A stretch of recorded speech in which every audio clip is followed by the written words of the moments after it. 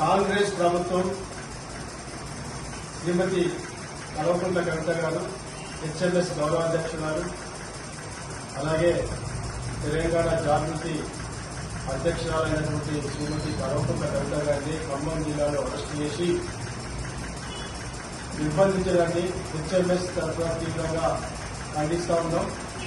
కాంగ్రెస్ ప్రభుత్వం పేదల ఇళ్లను హైడ్రా పేరుతో కూల్చివేసిన సందర్భంలో కూడా ఆ పేదలకు అండగా ఉండడానికి వెళ్లి పరామర్శించి వారి తరఫున పోరాటం చేయడానికి, న్యాయ పోరాటం చేయడానికి వెళ్లినటువంటి కవిత గారిని అకారణంగా అరెస్టు చేసినటువంటి కాంగ్రెస్ ప్రభుత్వం మూల్యం చెల్లించక తప్పదు.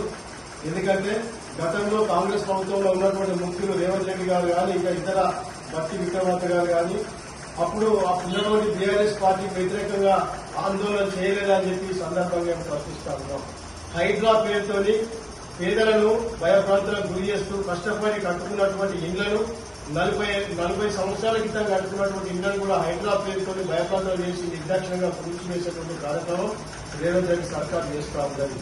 అదే పెట్టుబడిదారులు కానీ, రాజకీయ నాయకులు కానీ బఫర్ జోన్కు విరుద్ధంగా ఉన్నా, నడి చెరువులో ఇల్లు కట్టినా, చెరువు పక్కపొంటి కట్టినా, ఎక్కడ కట్టినా కానీ వారి ఇళ్లను మాత్రం, వారి బంగ్లాలను మాత్రం రేవంత్ రెడ్డి ప్రభుత్వం ముట్టుకుంటలేదు. కేవలం వారికి రాజకీయ ప్రత్యర్థుల మీద, పేదల ఇళ్ల మీదనే దృష్టి పెట్టి హైడ్రా పేరుతో ఇల్లు కూల్చివేసే కార్యక్రమం జరుగుతూ ఉన్నది.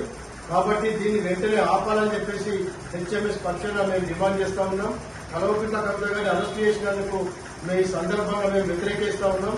భవిష్యత్తులో కాంగ్రెస్ ప్రభుత్వం, రేవంత్ రెడ్డి గారి ఆధ్వర్యంలో నడుస్తున్న కాంగ్రెస్ ప్రభుత్వం తెలంగాణ ప్రజల చేతిలో మూల్యం చెల్లించక తప్పదని సందర్భంగా హెచ్చరిస్తా ఉన్నాం.